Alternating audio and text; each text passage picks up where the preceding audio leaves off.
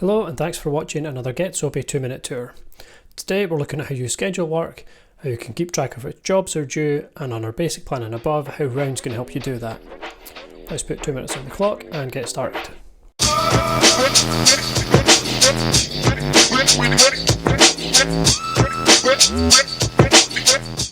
Let's look at an example customer here.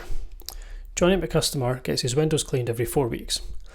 We last cleaned his windows on the 2nd of November, so 4 weeks from then, on the week beginning the 28th, he'll be due for another clean.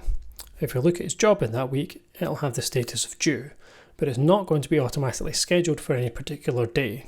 If we don't clean it in that week, it'll become overdue.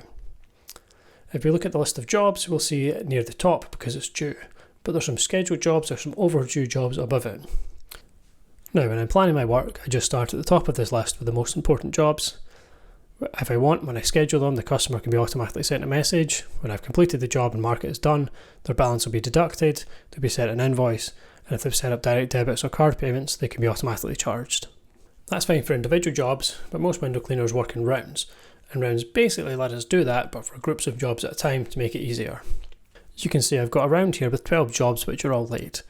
That's because I scheduled them for yesterday and I forgot to mark it as done. So I'm just going to tap this round as done.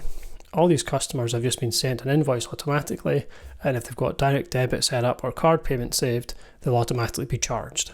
If we look at this round, we'll see that there's 12 customers which are due and 8 which are done.